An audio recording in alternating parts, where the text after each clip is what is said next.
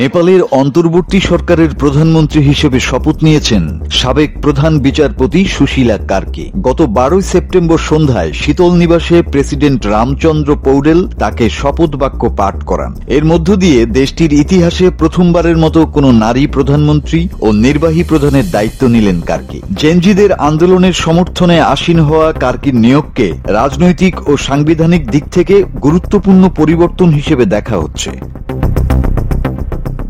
শুক্রবার দিনভর টানটান আলোচনার পর পার্লামেন্ট ভেঙে দিয়ে অন্তর্বর্তী সরকার গঠনে ঐকমত্যে পৌঁছায় প্রধান রাজনৈতিক দলগুলো। এটি ছিল আন্দোলনকারীদের মূল দাবি। শীতল নিবাস ঘেরাওয়ের হুমকির মুখে প্রেসিডেন্ট শেষ পর্যন্ত পার্লামেন্ট ভেঙে দিয়ে কার্কির নিয়োগ চূড়ান্ত করেন। প্রধানমন্ত্রী হিসেবে কার্কির নিয়োগকে নেপালের রাজনৈতিক ইতিহাসের নতুন অধ্যায় হিসেবে দেখা হচ্ছে।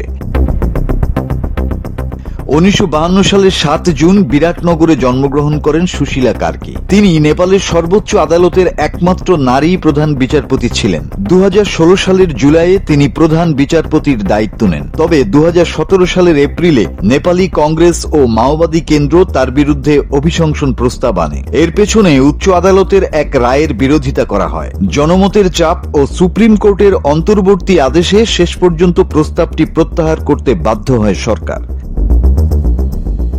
রাজনৈতিক সক্রিয় হওয়ার আগে কার্কি দীর্ঘদিন শিক্ষকতা করেছেন। তিনি ত্রিভুবন বিশ্ববিদ্যালয় থেকে আইন বিষয়ে ডিগ্রি অর্জন করেন এবং ভারতের বেনারস হিন্দু বিশ্ববিদ্যালয় থেকে রাজনৈতিক বিজ্ঞানে স্নাতকোত্তর ডিগ্রি লাভ করেন। 90-এর গণ আন্দোলনে তিনি সরাসরি অংশ নেন এবং এ সময় কারাবন্দীও হন। সেই অভিজ্ঞতার ভিত্তিতে তিনি পরে কারা নামে একটি উপন্যাস লিখেন। 2008 সালে নেপাল বার অ্যাসোসিয়েশনের সিনিয়র অ্যাডভোকেট হিসেবে তালিকাভুক্ত হন কার্কি। 2009 সালে সুপ্রিম কোর্টের অস্থায়ী বিচারপতি হন তিনি। 1 বছর পর পদটি স্থায়ী করা হয়। 2016 সালে প্রধান বিচারপতি হিসেবে নিয়োগ পান কার্কি। তিনি দুর্নীতি বিরোধী কঠোর অবস্থানের জন্য পরিচিত ছিলেন।